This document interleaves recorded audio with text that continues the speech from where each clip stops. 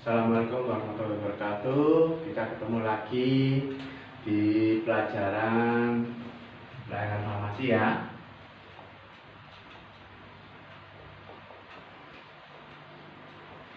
Oke. Nah, sekarang kita mulai menuju yang namanya distribusi. Silakan kalian lihat di buku yang kelas 11 ya, halaman 39. Nah, ini jadi silakan dilihat sambil diperhatikan di situ. Oke, jadi pelayanan distribusi kemarin salah satu materi dalam pengelolaan ya. Jadi pengelolaan itu ada salah satunya distribusi. Jadi distribusi ini sangat penting ya. Kenapa? Kelancarannya itu adalah dari distribusi. Kecepatan, mutu itu banyak sekali tergantung dari distribusi. Ya, distribusi itu apa? Nah, distribusi itu secara garis besar dia adalah menyalurkan dari satu pihak ke pihak lain. Ya, nah, dengan apa? Nah, kita kan farmasi ingat ya, ada dua ya. Jadi obat efektif aman. Jadi perbekalan farmasi ini harus efektif dan aman. Bagaimana caranya itu? Nah, kita harus lihat ya. Nah, jadi distribusi ini ada salurannya. Tidak langsung diberikan wis kilo, enggak. Jadi ada alasan tertentu, ada dokumentasinya, tercatat ya, cara baik ya, penanggung jawabnya siapa, hanya berapa, keluar masuknya berapa, nah itu semua ada. Jadi melalui saluran ini ya. Di situ diperhatikan ya, salurannya apa saja. Nah, kita lihat ada obat bebas terbatas ya. Oke, salurannya jangan lupa. Distribusinya kalau farmasi apa? Kalau namanya farmasi, yang namanya perbekalan itu apa? Perbekalan farmasi ada obat, ada alkes, apalagi ada otrat ya, kosmetik, bahan diagnosa. Jadi bukan hanya ini, tapi juga ini. Jadi bukan farmasi tidak hanya obat ya. Jadi kita juga teman-temannya yang di perawat, teman-temannya yang di analis kesehatan, di lab itu juga melalui kita. Jadi walaupun kita tidak menggunakan secara langsung, kita harus tahu semua ini. Setidaknya misalnya spesifikasinya bagaimana ya, supaya nanti pengguna end usernya tidak kecewa ya. Selain itu juga bisa mengurangi biaya. Oke, jadi saluran ini bisa dari dari produsen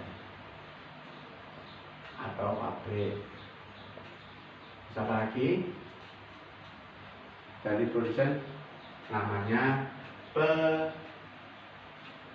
PBF, pedagang besar farmasi ya. Jadi tidak boleh kalau dari pabrik langsung ke apotek, langsung ke bidan, langsung ke dokter, itu tidak boleh. Jadi harus melalui PBF dulu ya. PBF ini ada dua. PBF barang jadi, ada yang bahan obat atau alkes. Jadi kalau PBF barang jadi itu biasanya atau alkes itu yang sudah jadi bentuk sediaan ya, atau alkes yang siap digunakan. Tapi kalau bahan obat itu biasanya kalau dibutuhkan untuk meracik lagi atau penelitian itu baru digunakan, kita ngambilnya dari PPF bahan obat ya. Terus ada lagi PPF itu ada yang namanya PPF utama. Ini PPF subdistributor. Jadi kalau utama itu apa? Utama itu berarti dia ngambil dari pabrik langsung, ya. Ini pabrik. Jadi ngambil utama semua produk pabrik, ya. Jadi dengan ketentuannya yang tertentu, jadi semua ini harus diambil sama PPF utama, ya, ketentuannya. Subdis, nah, subdis itu bisa ngambil dari utama, bisa ngambil dari subdis lain, ya. Dia bisa ngambil dari yang utama, bisa ngambil dari subdis lain. Jadi dia bisa milih barang apa yang dia sediakan, yang diperlukan, ya, dengan keuntungan dan kelebihan masing-masing. Keuntungan dan termasuk kekurangan masing-masing, ya. Misalnya kalau ini biasanya proses returnya lebih mudah, ini lebih susah. Harga biasanya sering kali kayak gitu. Biasanya ada yang bilang subdis lebih murah daripada utama, tapi ya tidak mesti. Nah, itu tergantung negosiasinya, ya. Nah, ini terus apa lagi? Nah, ini dari PPF itu bisa ke pelayanan, sarana pelayanan. Pelayanan apa? Bisa apotek, bisa RS, bisa apa? Apotek, rumah sakit, toko, obat, ya. Atau bisa juga melayani kalau misalnya bahan obat, ya. Bahan obat kan sering itu biasanya untuk praktek. Nah, misalnya kita bisa melayani sekolah, ya, atau apa. Nah, itu namanya institusi yang diperbolehkan. Yang diperbolehkan. Jadi kalau ini kan kesehatan, ini institusi yang diperbolehkan, misal untuk pendidikan atau misalnya untuk penelitian, ya. Jadi di sini bisa, boleh, ya. Nah, oke. Jadi ini saluran distribusinya, ya. Salah satu contoh misalnya kan obat, ya. Obat apa saja? Nah, misalnya obat ada, misalnya obat bebas terbatas. Ini dua-duanya sama. Jadi bisa dari pabrik, PPF, lagi bisa ke pelayanan all, karena tidak memerlukan resep, ya. Jadi apotek, rumah sakit, toko obat, ya, diperbolehkan melalui obat bebas dan bebas terbatas. Jadi yang hijau, yang biru itu diperbolehkan, untuk obat juga boleh, ya, dengan ketentuan yang sudah ada di undang-undang, ya. Nah, ini kalau bebas terbatas. Nah, kalau misalnya obat keras, nah, gimana? Karena obat keras harus resep, jadi dia ada apa? AP, PPF, apa lagi? Ya, apotek, RS, ya. Apakah nanti boleh misalnya dari apotek ke apotek, atau dari misalnya RS ngambil dari apotek, diperbolehkan, ya, dengan SP. Jadi anggapnya kita ngambil, minta jumlah tertentu yang kita nggak sediakan, misalnya ada resep berapa, ini boleh. Jadi apotek RS ngambil dari apotek dibolehkan, ya.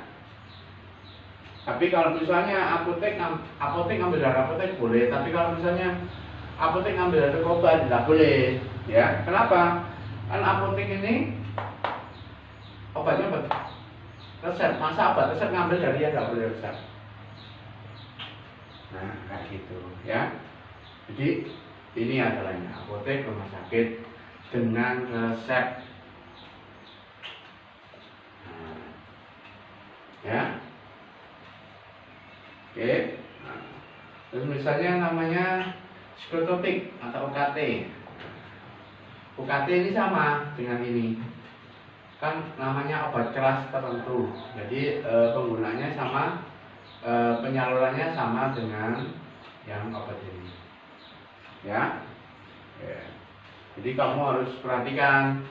Tapi kalau dengan obat keras formnya beda. Jadi untuk form ini form tersendiri, ya, form tersendiri, sama dengan OK, sama dengan obat keras, tapi formnya tersendiri, ya. Oke. Kalau nanti ada narkotik itu dari pabrik harus, kalau di Indonesia itu hanya dipegang oleh Kimia Farma. PBM-nya juga sama. PBM-nya harus KF, ya.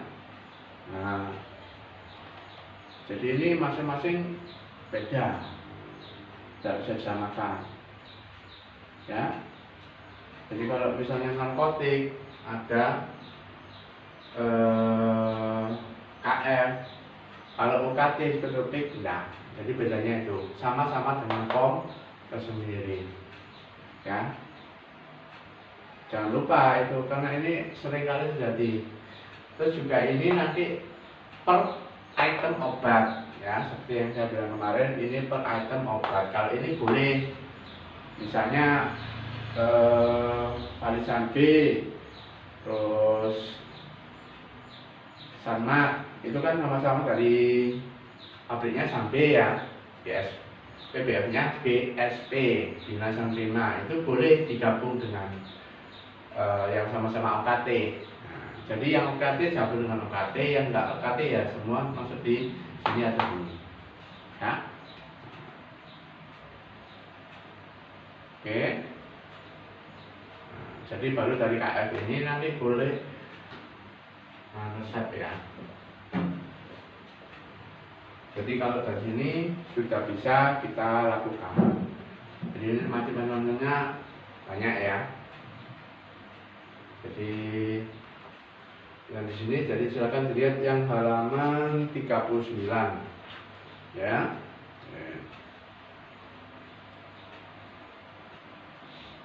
Jadi kita nanti farmasi kita tidak hanya menyalurkan distribusi, ya. Jadi ada tanggung jawabnya. Jadi nanti pelayanan farmasi distribusi supaya efektif aman itu namanya CDOB. Ada pedomannya adalah cara distribusi obat yang baik. Jadi tidak sembarangan.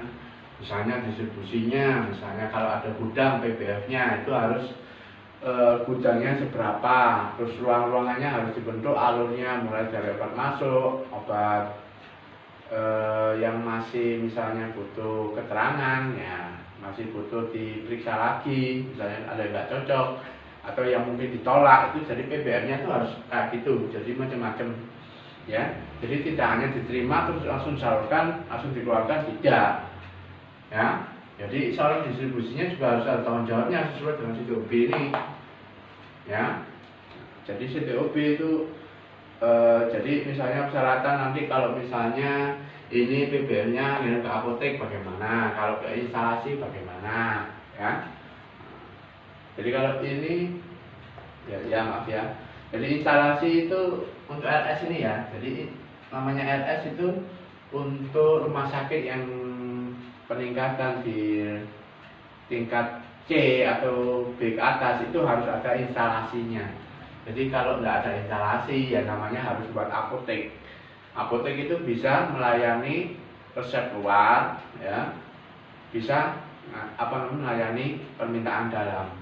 Tapi kalau instalasi rumah sakit itu hanya melayani permintaan dalam, ya. Nah, itu bedanya apotek dengan rumah sakit. Kalau apotek bebas, tapi kalau RS, nah, kalau apotek itu kan terutama dia melayani masyarakat ya, jadi macam-macam banyaknya itu kita nggak tahu yang datang ini bakal beli apa. Tapi kalau rumah sakit itu kan dari dokternya sudah tentukan, namanya ada formularium ya. Jadi ada ini ada RS itu ada namanya formularium RS. Formularium RS. Jadi ini nanti obat-obatnya itu yang disediakan itu cuman berdasarkan ini. Jadi kalau misalnya nggak cocok penjelasan di rumah sakit, ya harus ikut ini. Tidak bisa keinginan dokternya sendiri atau orang sendiri. Ya, kalau ada ya disesuaikan dengan formularium rumah sakit. Oke. Ingat ya. Oh iya, maaf. Yang PBF ini juga ada ya. Kalau misalnya ada PBF pusat, ada namanya PBF lokal, ada namanya PBF cabang ya. Kalau lokal itu kan berarti hanya di setiap provinsi atau setiap kota ya. Tapi kalau PBF yang namanya cabang itu berarti harus ada di pusatnya ya. Ini nanti beda, peraturannya ada lagi sendiri ya. Oke. Ingat ya. Oke. Ini saya hapus ya.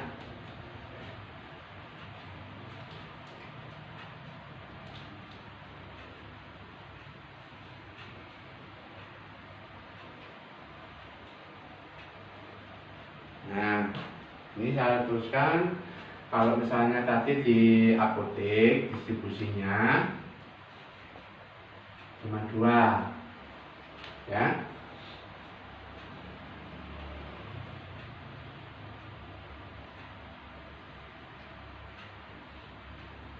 Jadi kalau apotek itu biasanya langsung dari halaman 46 ya. Distribusinya cuma 2. Jadi misalnya dari tadi kan PBF, terus apotek, terus ke pasien. Kalau di sini kita perlu apa? Kita perlu SP, surat permintaan, ada faktur, ya.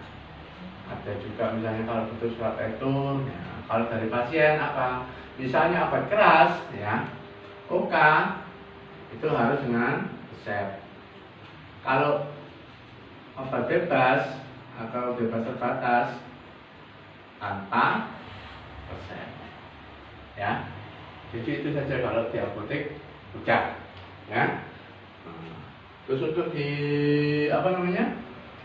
rumah sakit. Nah ini ya, karena rumah sakit apalagi kalau sudah tinggi itu ada namanya instalasi, harus ada. Jadi instalasi ini harus ada. Instalasi itu nanti ada bisa sub-subnya. Misalnya sub instalasi atau satelit ya. Satelit apa? Misalnya IRNA, rawat inap. Ada apa? Rawat jalan atau IRJA biasanya. Nama bisa sama, bisa beda, bisa sama ya. Terus atau juga misalnya bisa kemana? Satelit UGD. Jadi macam-macam ya. Jadi penyalurannya apa? Ada yang sentral, ada yang desentral. Nah, kalau ini itu namanya desentralisasi. Jadi tidak semua. Kalau sentral ya otomatis pasiennya dapat resep langsung ke instalasi. Ya. Ada kelebihan, ada kekurangan masing-masing. Ya, situ sudah ada. Silakan dilihat ya. Oke. Terus sistem distribusinya. Nah, sistem distribusi. Jadi sistem distribusi apa? ada yang persepan langsung. Terus ada namanya floor stock, ya. Ada yang kombinasi 1, 2, 3, kombinasi 1 dan 2. Yang lain ada namanya UDD, unit dose dispensing. Jadi kalau persiapan langsung sama kayak sentral. Persiapan langsung itu namanya sentral, ya. Karena apa? Dia langsung minta, dikasihkan resep, dimintakan langsung kepada instalasi. Kalau floor stock, nah ini nyetok dulu. Misalnya bagian apa? UGD. Nah, UGD setiap minggu misalnya. Kebutuhannya biasanya keluar apa? Misalnya UGD misalnya. UGD ini kebutuhan yang biasanya pasti apa? Infus. Ya. Akesnya apa? Infuset. Ya, terus apa lagi? Misalnya perban, obat darurat. Supaya nggak balik-balik minta floor stock itu, UGD-nya nyediakan nyetok di UGD sendiri. Jadi nanti disimpan sama perawatnya. Jadi misalnya kebutuhan selama seminggu berapa? Biasanya infus butuhnya 3 kotak, 3 box. Obatnya butuh berapa? Obatnya minimal harus 2. Infusennya berapa? Oh, 1 lusin. Ya. Nah, jadi itu nanti UGD akan minta kepada instalasi sejumlah berapa, nanti dia bisa langsung di stok. Jadi nanti tidak minta balik, ya, memudahkan pelayanan cepat. Ya, kalau ini kan hitungannya agak lama. Kenapa? Kalau dokternya sama semua, bareng semua, ya, pastinya yang melayani ya bingung. Ya, harus dicek satu-satu. Ya. Nah, untuk ini kan masing-masing ada kekurangan kelebihan, itu ada namanya kombinasi. Jadi dikombinasi obat-obat tertentu yang misalnya mahal atau langka itu bisa menggunakan persiapan langsung. Tapi kalau yang umum sering keluar gunakan floor stock, ya. Jadi kita lebih fleksibel, ya. Nah, UDD, UDD ini di yang tertentu. Biasanya untuk pasien-pasien intensif yang butuh perawatan khusus itu pakai yang namanya UDD. Kenapa? Nah, untuk karena itu harus dipastikan obatnya itu nyampe, harus diberikan saat itu juga. Jadi tidak boleh sampai telat, tidak boleh sampai kurang. Jadi harus dipastikan saat itu. Ya, itu namanya yang UDD. Oke, itu untuk yang rumah sakit. Di situ sudah ada semua di situ, ya. Silakan bisa dilihat, dipahami. Nanti kalau yang kurang jelas bisa nanti ditanyakan, ya. Oke. Jadi di sini semua, ya, tujuan distribusi itu apa? Untuk efektif dan aman. Di situ dilihat sudah ada. Nah, nanti yang apa namanya? Untuk menjaga efektif aman itu kenapa? Nah, itu silakan bisa dilihat di halaman. Nah, itu halaman 46, ya. Nah, ini ada jadi prinsipnya apa, keuntungannya apa, itu bisa nanti dilihat sana, ya. Saya baca sendiri. Oke, dari sini mungkin ada yang kurang jelas. Oke, nanti bisa saat tatap muka nanti kita bisa melakukan latihan, ya. Oke, terima kasih. Assalamualaikum warahmatullahi wabarakatuh.